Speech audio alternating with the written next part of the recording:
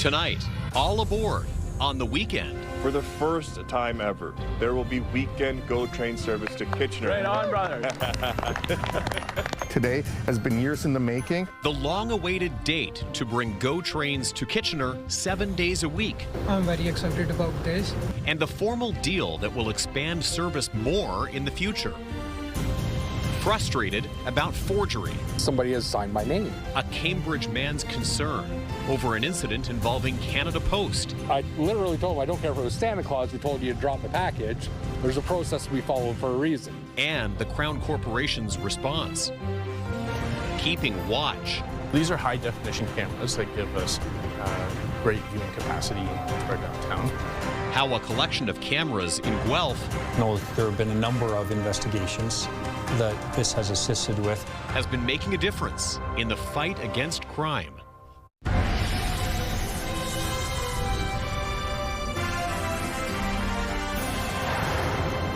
Good evening and thanks for joining us. First up tonight, a major development in improving GO train service between Kitchener and Toronto. Beginning next month, weekend trains are being added to the schedule. And there's a new deal with CN Rail as well, which is expected to pave the way for eventual two-way all-day service. CTV's Krista Simpson joining us live now from the Kitchener GO train station. Krista, certainly something that's been talked about for a while, and now we've got some details tonight. Well, Tony, these changes have been long awaited, to say the least. And in just a few weeks, you'll be able to take a GO train from here in Kitchener to Toronto and back on the weekend. But there is still no firm timeline for when we could see two-way all-day GO service. There will soon be more trains heading down these tracks. Ontario's Minister of Transportation making the announcement Thursday morning. We have reached an agreement in principle with CN Rail to purchase the land necessary to construct additional tracks to separate freight and passenger service through the Halton subdivision. The plan to build 40 kilometers of new tracks that will eventually be used for two-way all-day rapid service between Kitchener and Toronto. The agreement with CN also means that starting November 23rd. For the first time ever, there will be weekend GO train service to Kitchener. Right on, brother. 4 trips each weekend to start. Welcome news for many. I'm very excited about this because I'm only one living in Kitchener, my near and dear ones are living in Brampton. So it's very hard for me to go by our buses. I think this will make it much more easier. Then you don't have to worry about the parking, you don't have to worry about long waits on the highway. Always the more the better, right? So this will be really helpful. Today has been years in the making. Kitchener's mayor says adding more GO train service is a major step in improving the economy and people's everyday lives. Having increased rail service so that they don't need to sit on the highway for 2 hours is going to be, really important from a quality of life point of view for people. Making the region a more attractive place to live as well as work. For local tech companies, connectivity, whether it's rail, on the 401 or air as well, is really huge for their ability to grow and scale and attract and retain top talent here. So we are supportive of anything that makes this a more connected region. What remains unclear is exactly when two-way all-day GO service could become a reality. The president and CEO of Metrolink says that remains the goal, but is not providing firm timelines. Now starts the dedicated planning for the twinning of that track, as well as things like the rehabilitation and replacement of legacy freight bridges on the network in places like Guelph, over Mimico Creek, etc. So we need to get out to market, procure those construction works, and then come back with an update on what total timeline looks like. I would hope that would be less than a 2-year project. I mean, I think that that's really reasonable. University of Waterloo professor Jeff Casello says the improvements to GO train service have been promised for years. So what happens next is really about what the government chooses to prioritize. The construction companies that know how to do this work, we have that. What it really is about a government priority to moving this forward and dedicating the resources in a meaningful way. When two-way all-day GO service is actually implemented, it is anticipated you would be able to get from here in Kitchener to Toronto in an hour. Tony. Okay, and Krista, I don't think we could have timed that any better with the train arriving right beside you as you wrap up that live report. Krista Simpson at the Kitchener GO train station. Appreciate that. And also during that announcement today, the Minister of Transportation was asked about another long-awaited project in the area. That is the expansion of Highway 7 between Kitchener and Guelph. Pramit Sarkaria says it remains a priority for the Ontario government, and he says they recently received a federal government permit that they need to get to the next steps. We actually just obtained our Department of Fisheries and Ocean permit to proceed on some of the major parts of the project from the federal government on October 1st. So that is a huge milestone in this project of advancing Highway 7 forward. The minister says the next step is to obtain a tree clearing permit to enable construction, mainline, and other bridge work. Okay, time for a check on the weather as we head over to Alex Pinto now for our first look at the forecast. We were just seeing in Krista's live shot downtown Kitchener, the sun outshining on this Thursday evening. It really is, and feeling a little bit warmer if you're in that direct sunlight as well. A pretty nice, crisp fall day, especially earlier. It was maybe a little bit chilly. Some of you may have woken up to a bit of frost out there. And speaking of frost, that frost advisory is still in place for some areas. So Chatham, Kent, if you're in the Oakville, Burlington area, or even Niagara region, you are impacted by this frost advisory. So this specifically potentially could damage frost-sensitive fruit and vegetable plants that we're seeing. So, of course, this is when temperatures falling near that freezing mark, expected to last tonight into early tomorrow morning. And again, this is impacting areas where they're still in a bit of that peak growing season.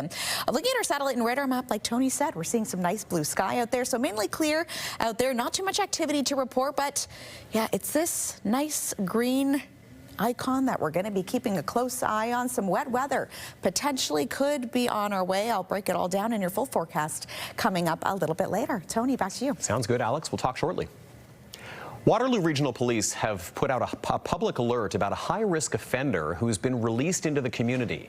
This is Kevin Kaler. He was released into the community earlier today and will reside in Kitchener. He has an extensive criminal history and convictions for manslaughter and criminal negligence causing death. Police believe he poses a significant risk to public safety and is a high risk to reoffend.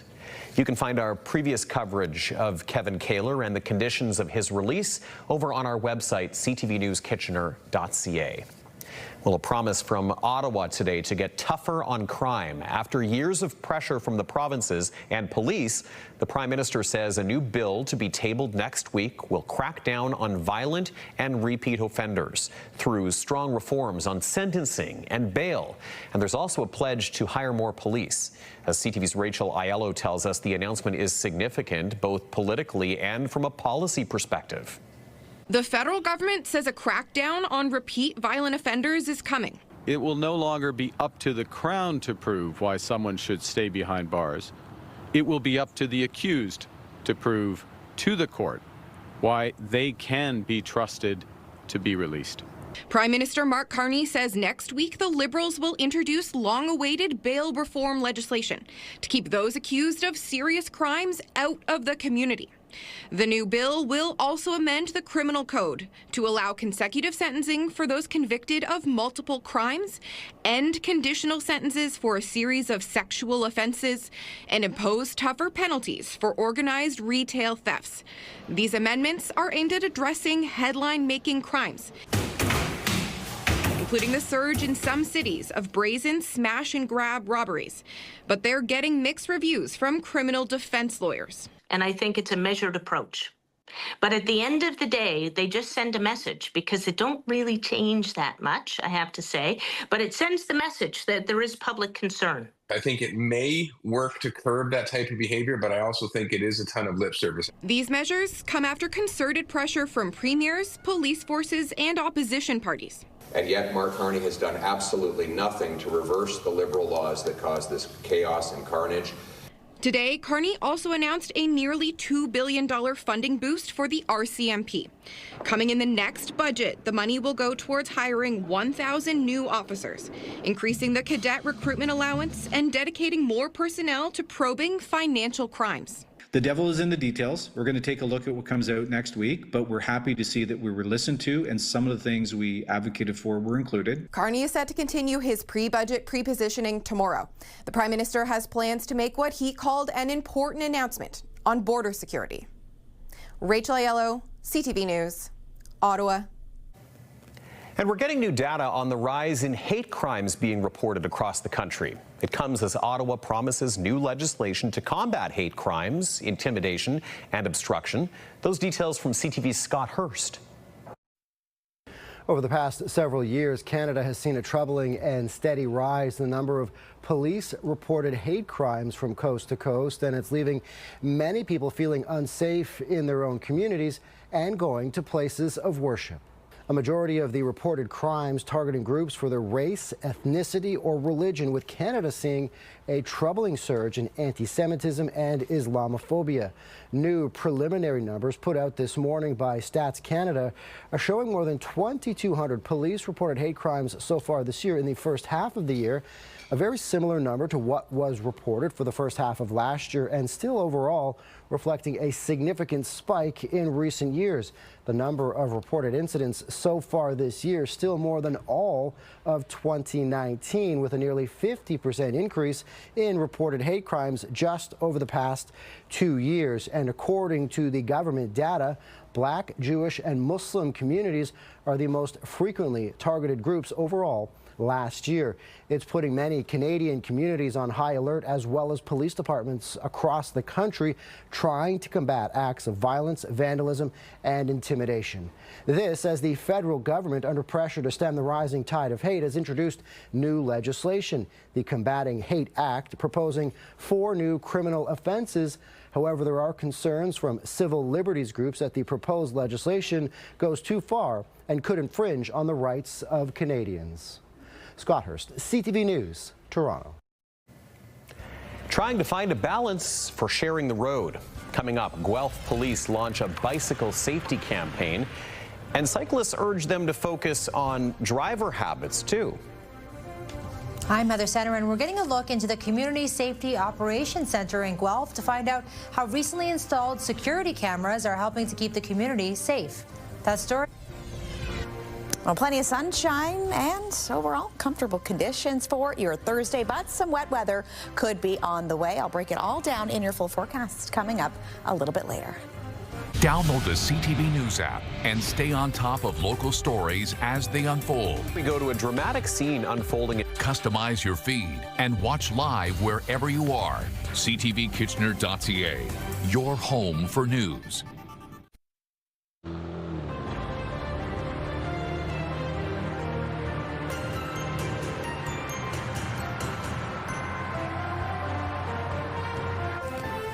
We are getting an exclusive look tonight at how a collection of new cameras around downtown Guelph is helping the community in its fight against crime. 19 cameras went in last year. CTV's Heather Center is live with more from the Operations Center where this is all happening. Heather, it's important to note, police say these cameras are not always being monitored. Only when there's an incident, Tony, like in the summer when high-risk sex offender Madhani Johans was arrested. Police say they used the cameras to look back and confirm he was at a place he was ordered to not attend, proving that the cameras do their job in promoting community safety. Seeing security cameras out in the streets of Guelph is nothing new, but these cameras have only been out for just over a year. They're often paired with signage alerting the public that the cameras belong to Guelph Police to promote safety and reduce crime. We do not watch these cameras live. It's incident driven. So should there be an incident in this area that we need to respond to, our officers can activate these cameras and assist our officers by providing information that they see. The feeds from the 19 cameras set up around downtown Guelph goes to the Community Safety Operations Center. We can't show you the camera feed as it's only accessed when there's an incident, but this is the feed from the other security cameras outside police headquarters. Including sexual assaults in the downtown. We've had serious motor vehicle collisions, violent assaults. Not only have the cameras helped solve crimes, they've also helped solve crimes that didn't happen. There was a complaint that someone had been stabbed with a needle, and using our system, we were able to determine that the individual who thought they had been stabbed with a needle had been stung by a bee.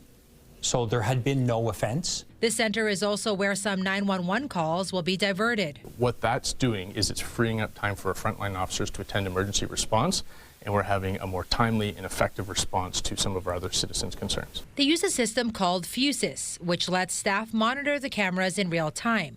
And it's not just the 19 cameras they have access to. The blue dots would indicate those are our camera registry, members of the public who have provided their information to contact them so we can access their camera and have them share their feed with us. The chief says they're the first to use the system in the country, allowing them to also use city-installed cameras. Because the city already has a pretty extensive infrastructure in relation to video feeds, and we want to leverage the investments the community has already made rather than having to purchase new cameras for our operations center. The goal is to expand coverage and enhance community safety further.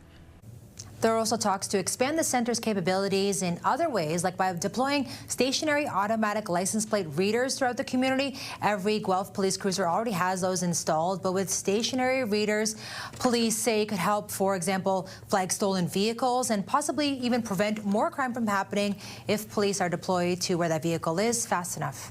Tony. Okay, some new technology in the fight against crime. Heather, thank you so much. CTV's Heather Centerin with that update. And Guelph police have also launched a bike safety campaign running till the end of the month. It's an initiative geared towards cyclists, and it aims to increase engagement, education, and enforcement. But as CTV's Alexandra Hollick tells us, some advocates say police should also be taking a different route. Cyclist advocates in Guelph are sounding their bells over a police bike safety initiative. It just seems like we're targeting individual cyclists. The campaign is geared towards two-wheeled traffic and aims to promote education by increasing engagement and enforcement. To ensure that they're aware of the dangers they face and the responsibilities that they have. Andrea Bidgood is Guelph's first bicycle mayor. Appointed by a Dutch NGO, she says road safety is always her top priority. There's many ways to actually increase safety for cyclists, and we're again choosing to perhaps go after individuals for infractions. It's not a good way to build trust. As part of the campaign, police are encouraged to interact with cyclists, explaining the rules of the road and pointing out when they could be in the wrong. Riding in crosswalks, people riding on sidewalks in busy pedestrian areas and putting pedestrians at risk, cyclists riding the wrong way on the wrong side of the road, facing traffic, riding on one-way streets going the wrong way. But advocates say police should send a message to motorists and allocate resources where they're most needed. If people going down the wrong way on one-ways on their bikes are causing a big problem in Guelph and lots of collision, sure, dedicate road resources there. If they're not, then I question the appropriateness of it. Instead, they recommend moving forward with more bike infrastructure and using campaigns like this to spread the word. To better connect with cyclists and try to build trust and provide resources on how to be safe on the road. With an ultimate goal of getting everyone home safely. Alexandra Hollick, CTV News, Guelph. And a live look outside tonight, right in the downtown Kitchener area, not far from the GO station, and not a cloud in the sky, as we can see in this shot from our photographer Dave Pettit. The sun setting off in the west, reflecting against those high-rise buildings. What a nice, beautiful Thursday evening we're enjoying, and a nice mild temperature as well for this time in October. Alex is back with our long-range forecast in a moment. Also ahead, the gifts that will keep on giving from the Oktoberfest Thanksgiving Day Parade. Alex, Ashley, and some of our other colleagues sorting through a pile of generosity from the community. We'll find out what kind of a difference this will make. And next, more details about our W5 investigation into the meth pipeline from Canada to New Zealand and the death of an innocent man that's connected to it all. Avery Haynes finds out how the RCMP are responding to all of this. Next.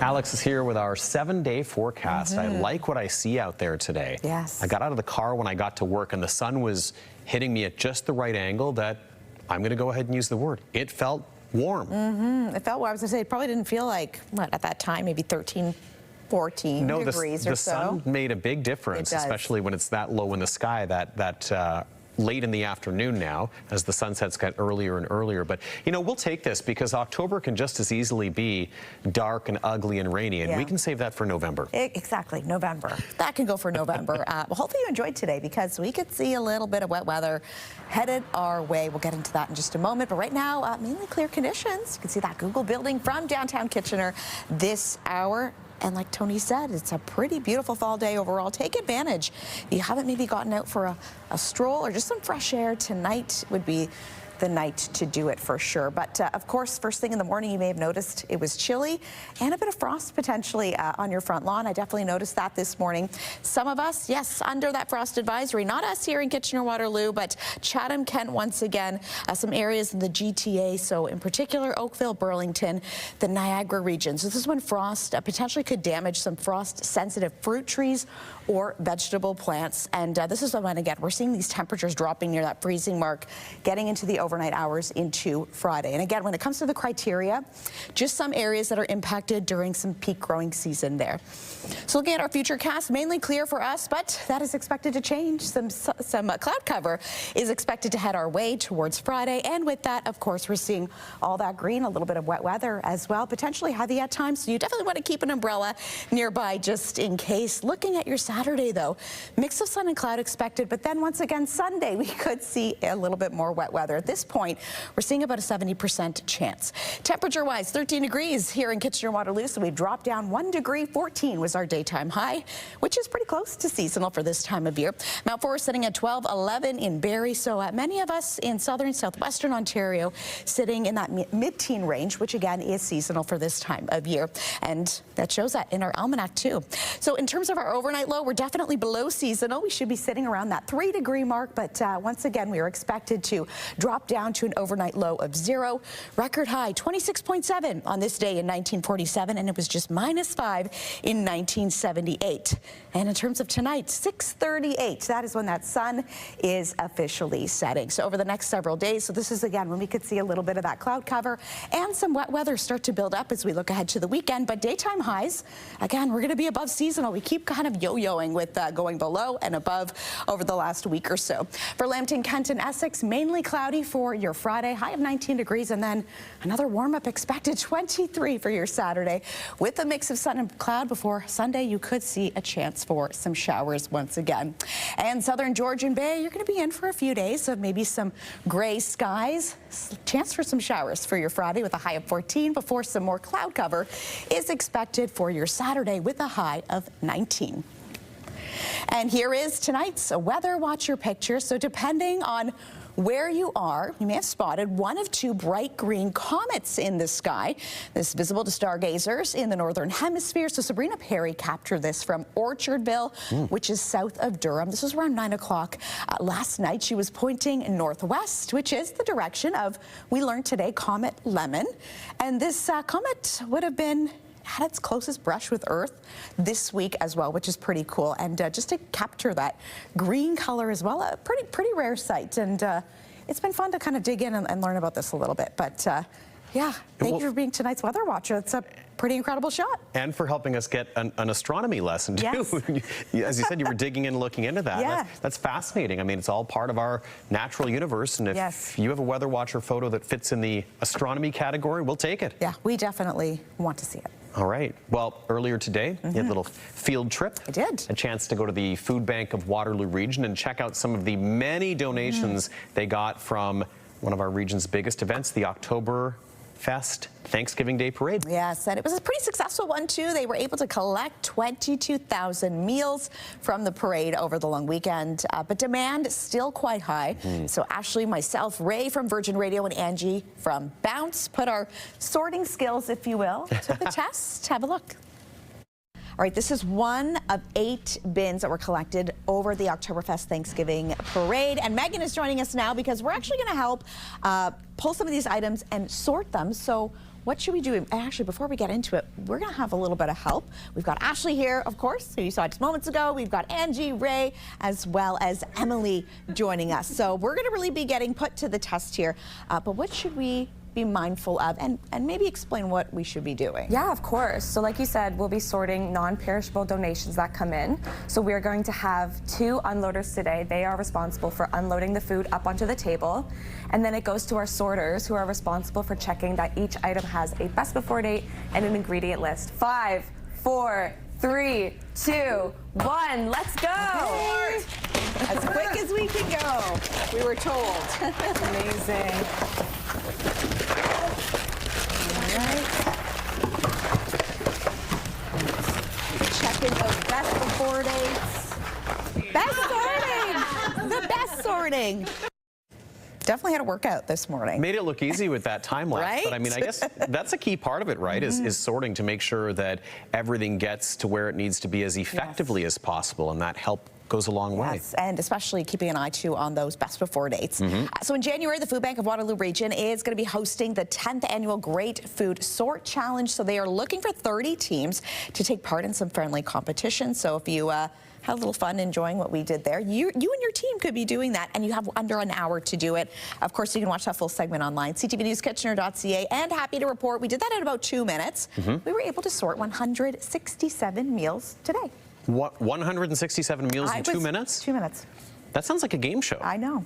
And everyone wins. And it didn't feel like it. It was Not at all. Many hands make great work. So yeah, if you're interested in that, you definitely want to check it out. A labor of love. Yeah. Thanks, Alex. That was great. Thank you.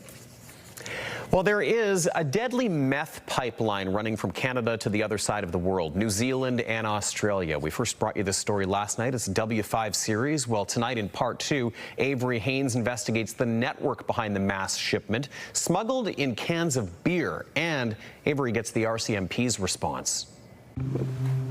Police videotape a storage unit in Auckland, New Zealand, blanketed with meth from Canada. Some of those cans are filled with beer, others with liquid meth that was being turned into crystals. There was what appeared to be methamphetamine just everywhere.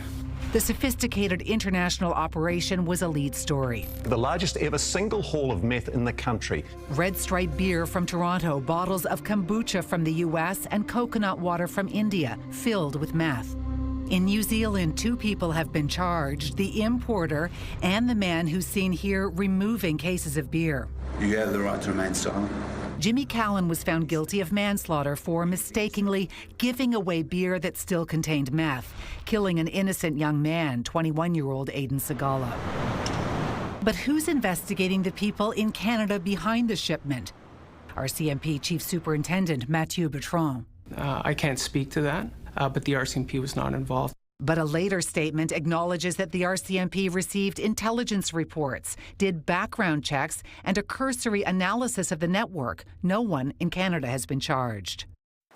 That's just shocking. 2.5 years after his death, Aiden's sister Angela thought Canada would do more. Yeah, nothing happening by the sounds of things. Here's what we've been able to uncover. The Canadian company that shipped the beer is called Petrichor Beverages, Inc. The director, Azizdeep Singh Sandhu, and there's a phone number. I'm working on a story about a company that you're the director of. Petrichor? No. Sandhu claims he knows nothing about Petrichor, Honey Bear beer, or meth. Do you mind sending me all these paperwork so I can take a look? Sure. He may be a victim of identity theft, but since then, he's fallen off the face of the earth. Not replying to my emails, he's blocked my phone number and removed his profile picture. This house in Delta, British Columbia, with a value of $1.3 million, was purchased by Azizdeep Sandhu in March of 2023, the same month, the same year that Aiden Segala died in New Zealand. We know someone's inside, but repeated knocks at the front and around back are ignored. Hello? Aziz? Then a man bolts for his car. Jerry, get back in. And we follow. Okay, give him some room. Give him some room. I think he knows that we're following him. He's obviously trying to lose us. Oh, he just did a U-ey. He just flew past us. He's going really fast. We lost him. But our investigation seems to have gone further than the RCMP's. Before he blocked me, Sandhu claimed he'd never been contacted by the RCMP. Would it surprise you to know that there's been no arrests in Canada? Wow. Wow. This is Aiden's brother-in-law, Billy. This is murder. To be honest, I see it's murder. And some incredible reporting there from our Avery Haynes once again. And if you'd like to see more of it, later tonight, Avery has exclusive details on what the RCMP is doing to stop the flow of drugs overseas. That is tonight at 11 on CTV National News. Well, we have much more news this hour, including a post office problem. A Cambridge man who says a delivery driver forged his signature and why he's disappointed with Canada Post's response. A Cambridge man says he had a frustrating ordeal with Canada Post. He says a delivery driver signed for his package, forging his name and leaving it out in the rain. As CTV's Colton Weens reports, Canada Post's response has him thinking of using a different service. That is not my J at all. This is the notification James Murphy received from Canada Post a few weeks ago. I don't like packages sitting around, so I get signature required for all my packages. A notification the package was delivered and signed for, but that's not Murphy's signature. Somebody has signed my name. So he called Canada Post for an explanation on why the package was signed for and was connected with a regional supervisor. And he's like, okay, well, he told me that somebody was outside smoking and told him to sign my name and drop the package. It was okay. I literally told him, I don't care if it was Santa Claus who told you to drop the package. There's a process we follow for a reason. Not satisfied and getting more frustrated, Murphy hung up and called Canada Post again, this time saying he was connected with the provincial supervisor. She was, no, this isn't right. This shouldn't be happening. Murphy says he was satisfied after that apology, but the next day the regional supervisor called again. He was just coming up with every excuse in the book for his driver. And bottom line was, his driver forged my signature, threw $500 worth of guitar parts out in the rain in a package. And nobody seemed overbothered with it other than people who I got a hold of above him. In an email to CTV News, Canada Post says, "We're terribly sorry to hear about this incident. It should not have happened. Our delivery agents are instructed not to sign on behalf of customers when delivering an item requiring signature." Canada Post adds local management spoke with the newer employee about the proper process to ensure this doesn't happen again. Murphy says he places online orders several times a year, but going forward, for peace of mind, he'll likely use another delivery service, even if it costs more. Canada Post used to be the, rain, snow, shine, whatever. We get your mail to you the way it's supposed to go, and it just feels that it's slipping lately. Colton Weens, CTV News, Cambridge. Okay, let's recap our top stories now. Ashley Bacon in studio with us once again tonight. News that a lot of people have been waiting for a long time. There's finally a date now for weekend GO train service right to Kitchener. Oh yeah, there's going to be a lot of happy folks out there, Tony. Weekend GO train service is coming to Kitchener next month. Starting November 23rd, there will be weekend train service in Kitchener, 4 trips to start. Metrolinx also says two-way all-day service between Waterloo Region and Toronto will eventually follow, thanks to a deal they've signed to share the operation of the tracks with Freight Rail, clearing the way to build 40 kilometers of new track, but there's no timeline for that work yet. Waterloo Regional Police have issued a public warning about a high-risk offender who's been released into the community. Kevin Kaler was released into the community earlier today and will reside in Kitchener. He has an extensive criminal history and convictions for manslaughter and criminal negligence causing death. Police believe he poses a significant risk to public safety and is at high risk to reoffend. And Ash, looking at what our digital team is working on tonight, we've got a story about some missing chickens. Yeah, unfortunately, Tony, dozens of chicks were stolen from the Erin Fall Fair. The Erin Agricultural Society is hoping for the safe return of 32 chicks that were taken from the Ari Dome. They say need special care because of their young age. For more information on this story, scan the QR code on the bottom left of your screen to get the story on your CTV News app or to download the app right now, or you can visit the website ctvnewskitchener.ca. Tony. I hope they track them down. That's a very odd story. I know, poor little guys. Yeah, thanks, Ash. You're Appreciate that. Well, now to the search for answers about a multi-billion-dollar provincial government fund and concerns that it may have sent hundreds of millions of dollars to friends of the governing PC party. CTV News has been looking into the Skills Development Fund, but government secrecy is still preventing us from getting a full picture. CTV's John Woodward reports. Minister Piccini, it's John Woodward from CTV News. We wanted to talk to you about the Skills Development Fund and the allegations that you have given millions of dollars to what appear to be your friends. Look, we're in the business of training, investing in life-changing and saving training, and that's what we're doing. That was the start of our questions to Ontario Labour Minister David Piccini Thursday morning. The subject, the province's $2.5 billion Skills Development Fund, and where that money went and why. We've reported on millions to businesses who are also PC Party donors. The Auditor General finding political staff overruled bureaucrats and who got nearly $750 million.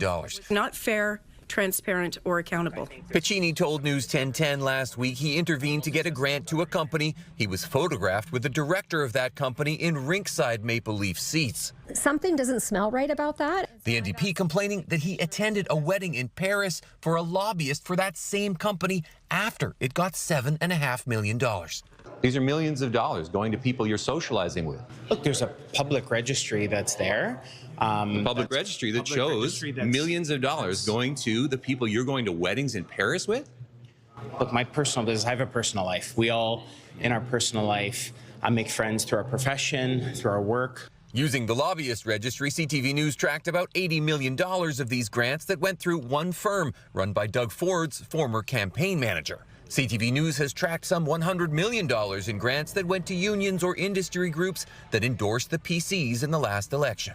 Is this about a political way of greasing the wheels? Well, I think it's a bit ironic that in the past people criticized PCs about not having the support of Labour, and now that we do, trying to find any reason. But the bottom line is, and the truth is, that when we're supporting unions on the job site, we're supporting programs all over Ontario that are giving people real skills. One of those unions, LIUNA, telling CTV News in a statement, LIUNA's endorsement was not transactional. To suggest otherwise is nothing more than a smear campaign. They got at least $27 million.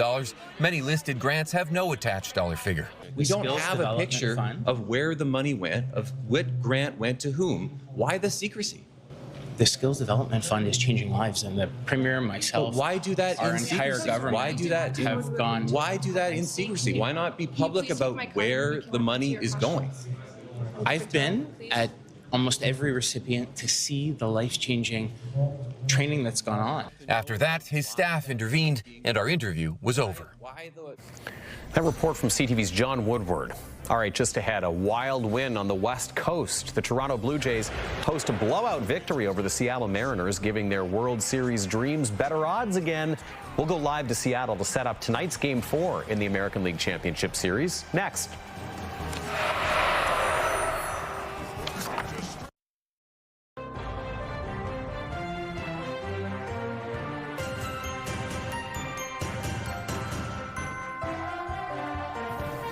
All right, Toronto Blue Jays fans hoping that lightning strikes twice in Seattle tonight. The Jays face the Mariners once again, coming off a big win last night. Seattle leads the best-of-7 ALCS 2-1 now. The Jays hoping to draw even with another big win tonight. Let's get back over to Seattle live now. CTV's Andrew Johnson live on the field inside T-Mobile Stadium.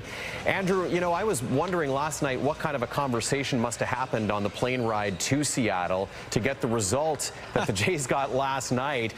So, really no overstating how big tonight is.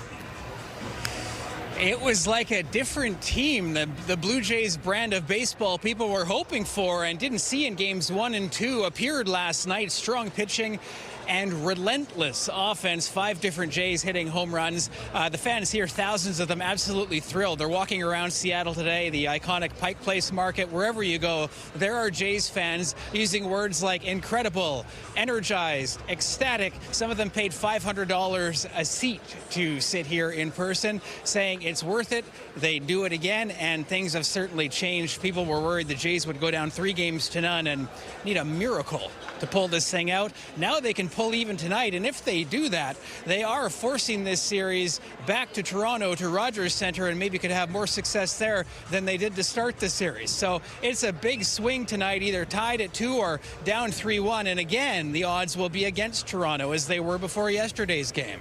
Yeah, that's right. And, it's interesting to see the success away on, the opposing team's turf. But let's talk about not only those runs, Andrew, but the pitching. Bieber last night. Tonight, it's Max Scherzer on the mound for the Jays. What can we expect there? Well, yeah, Shane Bieber started shakily, giving up that home run in the first inning, and people thought, oh no, here we go again. It's going to be another long night. But he buckled right down and shut the door. Max Scherzer tonight expected to pull off the same type of thing. A postseason veteran, two-time World Series champion, three-time Cy Young Award winner, future Hall of Famer. Scherzer's year was up and down at the age of 41. He finished with the highest ERA of his career, but he says he loves moments like this. He plays for moments like this. This is when he wants to be put in there. So the Jays are riding on him for a big performance on the mound, and we'll see if the offense can come up huge again. Luis Castillo is a starting pitcher for the Seattle Mariners. The Jays roughed him up a bit during the regular season. We know the playoffs are a different animal, but fans will be hoping to see a repeat of that. Oh, they sure will be, and there are a lot of them in Seattle. We know that for sure. CTV's Andrew Johnson at T-Mobile right now for us for Game 4. Andrew, thank you. Good to chat with you again. Have a great night. All right, let's check in with CTV National News now for a preview of 11. Tonight, outrage as Air Canada seats a toddler away from its parents. You should know that children are on the plane, and you should make sure that they are safe, full stop. Where the family's quest for accountability from the airline landed. Later on CTV National News. Clear sky and sitting in the teens this hour. We'll have a look at your wake-up weather coming up after the break. Stick around for some of your favorite shows right here on CTV at 7 o'clock. It's E-Talk before The Big Bang Theory. Then at 8, Hell's Kitchen before 911 Nashville at 9. And then Grey's Anatomy is airing before CTV National News.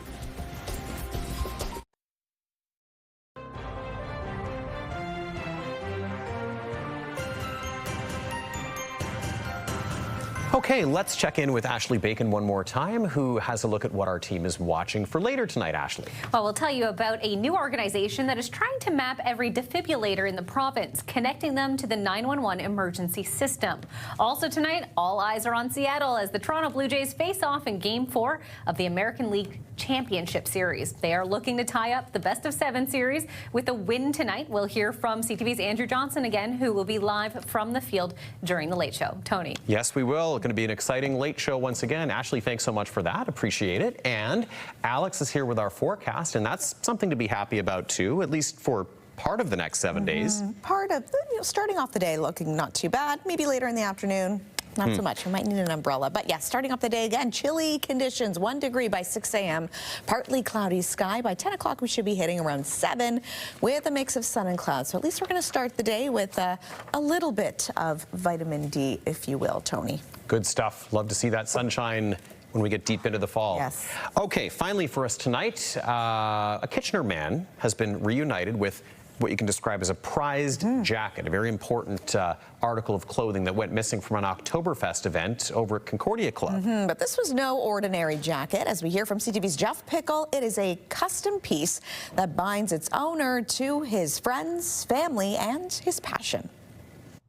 These patches here are FC Bayern Munich patches, but very, very old. It's a German soccer tradition. And my brother, who lives in Germany now, they're big Schalke supporters, so that's why I have this patch. A denim jacket filled with the patches of your club and a few other personal flourishes. This is the city crest for Munich, and I love beer. For Kaz Zimmerman, who was born in Germany but moved to Canada as a child, it's a piece of clothing that binds him to his home. This patch here is my my brother's hometown village club that he's the president of, so a lot of sentimental value, a little bit personalized at the back. It's got Kaz along the back. Some beer patches, because we enjoy a beer every now and then. Saturday night, while celebrating his German heritage at the Concordia Club, Kaz says his beloved jacket went missing. And I'm like, I'm going to take this jacket off. I'm going to lay it on the table because I'm starting to get hot, whatever. Half hour goes by, maybe someone says to me, "Where's your jacket, Kaz?" I'm like, "It should be right there," and it's gone. And then my heart just dropped. With the help of his friends and social media, Kaz got the word out quickly. Didn't sleep very much, got up at 6, made a social media post, and I think the post just went viral. All my friends shared it. The Concordia Club says after a night of festing, it's not unusual for a few items to be misplaced. Keys, sometimes phones, sometimes wallets. There is a lot of clothing. They forget their coat on the bench or whatever, but we have it all tagged. But they say thefts are rare. When we heard about the incident, and Kaz actually posted that it had great sentimental value to him, that they all decided that they would get on any type of social media that they could and ask for the return of the jacket. After 48 hours of missing in action, the jacket returned. And Monday, just about 6 p.m., it ended up on the Shanky desk outside the restaurant. No questions asked. Not harboring any ill will, Kaz says he is just happy to have it back. Well, whoever the person is that returned it, I thank you very much, and it was the right thing you did. Carrying the true spirit of Gemütlichkeit. If you ever want to come see me, I'll buy you a beer for returning it. I appreciate that a lot. Jeff Pickle, CTV News, Kitchener. Nice way to bring that story full circle after we both noted we had seen that on social media over the last little while. Yeah, we're glad it worked out because, and like he said too, to have a piece that is that sentimental and then to turn around it's gone, yeah, your heart would just sink. Yeah, that's the value that you really can't put a price on, right? And you'd like to hope it was just someone who found it and then was waiting to find out how to get it back to the owner, and maybe saw that social media post, and obviously for Kaz did the right thing. Did the right thing, and a happy ending in the end. Absolutely. All right, well, our thanks to Jeff Pickle for following that up, and our thanks to you for checking in with us on this Thursday night. We're going to be back at 11:30 with your next local news right after the CTV National News. Have a good night. Take care.